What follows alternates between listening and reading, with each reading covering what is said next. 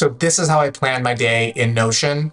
I have a document here called Working Memory, and this is just a place where I can just jot down any notes I have. But this button here called New Daily Note is where the magic happens. And when I click on this button here, it creates a new entry in this database within this page called Daily Note. So let's see what happens when I click on New Daily Note. I open it up, it creates a brand new document and it opens it up automatically. And I only have one property here, which is the date it was created. So I'll just typically type in the day. So Saturday, December 9th is as I'm recording this video. And then I have a button within the button, which is a button for game planning for the day. And I think of it as like basketball planning, like a coach has a strategy. So when you click on this game plan button, I get a couple different prompts here. And the first thing when I am planning my day, and I'm not really sure what my priorities are, is I go through this. So the brain dump is everything in my head, any reminders, any big meetings I'm having. I put that all down here. And then any tasks in Todoist, that's my task management program of choice. I will put down any tasks for the day in here. And I'll just have everything there. I'll just dump it down and see what I have. And then to really prioritize my day, I like to have some good filtering questions. And for myself, I like to ask, are these tasks or these things related to one of my goals? Does it induce anxiety? Because usually things that induce anxiety are the things that are the hardest, but also the most fulfilling and the most rewarding. And does it have an impact if I do it? So I try to make sure that if I'm going to be prioritizing something, I want to make sure it hits one or more of these questions. So what I'll do is I will drag the most important tasks to the bottom, and I like to limit it into 2 things per day. And the way I think about it is everything else is postponed until these things are done.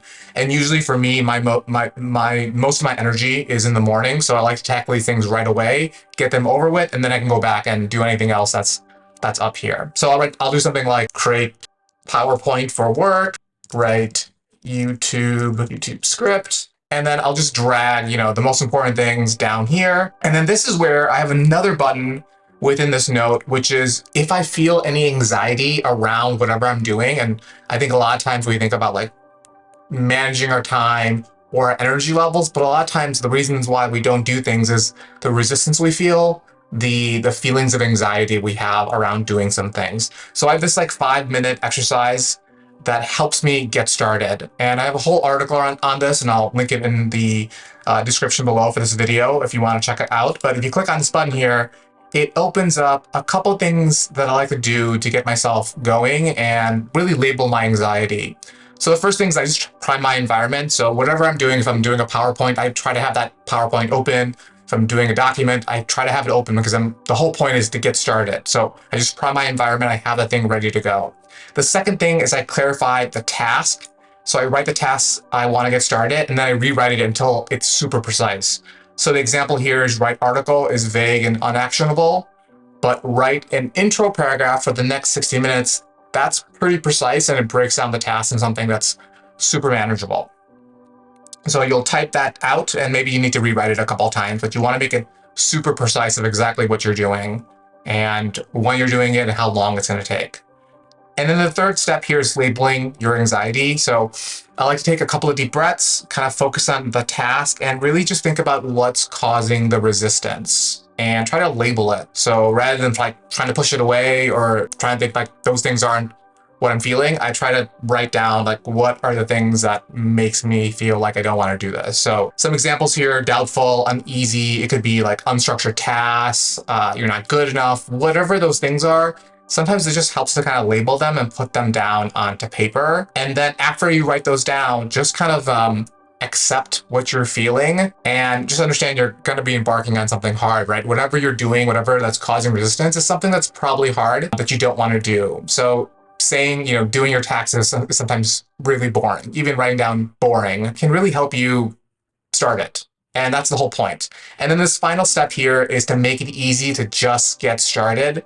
So consider that precise task that you've written down, and then break it down to the easiest and simplest next action step that you need to do to just get started.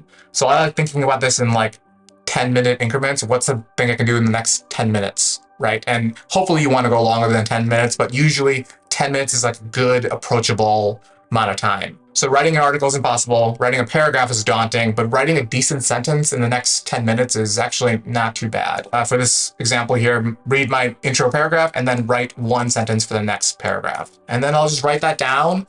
And regardless of where I'm at, if I have any sort of itch to just get started, I will do that. I will just get started and it'll be great. So this is what I use to start my day. And it all starts out with prioritizing my day, dumping everything in my head, especially in the morning when everything's just kind of racing in my head about like, oh my God, I want to do these things. I have this big meeting. Write it all down, then filter it out, and then try to deal with your anxiety of why you don't want to do it. And for me, it helps 80% of the time. And honestly, 80% is pretty good. I'll have this template in the description below if you want to check it out, as well as my newsletter if you want to read more about my habits and productivity advice. So let me know what you guys think in the comments below. Take care of yourself, and I'll see you guys in the next one.